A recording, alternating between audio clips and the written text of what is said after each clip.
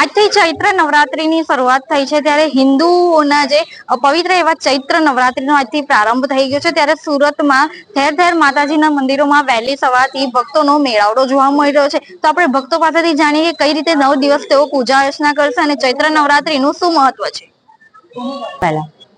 ક્યાંથી આવો છો અને હું અહીંયા ગોપીપુરામાં જ રહું છું, નજીકમાં જ છું। અહીંયા નજીક અંબાજી મંદિરની પાસે જ રહું છું। હું દર વર્ષે અંબાજીના નવરાત્રીના દરેક દિવસે હું દર્શન કરવા આવું છું। આસો મહિનાના અને ચૈત્ર મહિનાના 9 દિવસ એક આસ્થા સાથે માતાજીની દર્શને રોજ જ હું આવું છું। શું ચૈત્ર નવરાત્રીની શરૂઆત થઈ છે, કઈ રીતે આ નવરાત્રીનું શું મહત્વ છે? આ નવરાત્રીમાં આ સૌથી મોટા નવરાત્રી કહેવાય છે, જેમાં આપણી માંગેલી ઈચ્છાઓ પૂરી થાય છે। માતાજી પાસે આપણે માથું ટેકવીએ છીએ। માતાજી ખૂબ જ દયાળુ છે, આપની ઉપર પ્રસન્ન રહે છે, એમના આશીર્વાદ અમારી ઉપર રહે છે। અમે તો દર વર્ષે આવીએ જ છીએ।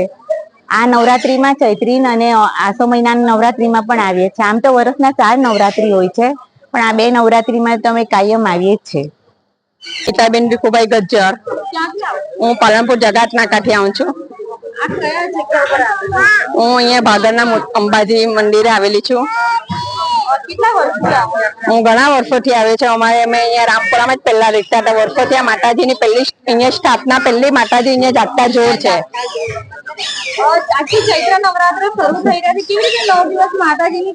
માતાજીની અર્ચના પૂજા આજે 9 દિવસમાં શક્તિ ભગવાન માતાજી બધાને શક્તિ આપે છે।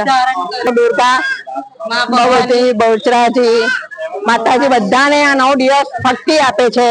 નાના નાની બાળકીઓને આ નવરાત્રમાં લોકો બધા પૂજા કરે છે, ગોળણી કરે છે અને માતાજી આ છોકરીઓને અત્યારે માનવ સ્વરૂપમાં એ લોકો એમની પૂજા કરે છે, નાના બાળકીઓની, અને એમાં બધાને શક્તિ આપે છે। નવરાત્રમાં નવરાત્રી એ માં શક્તિનો પર્વ દિવસ છે। એમાં દુર્ગાનો સંગીતદાસ માસ્ટર પીપલોદથી અંબાજીના મંદિરે ભાગલપુર ઘણા વર્ષોથી આવું છું।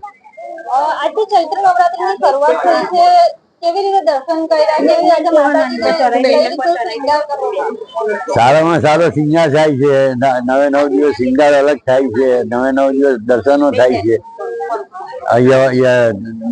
યજ્ઞ બી થાય છે અને જવારા રોપે છે।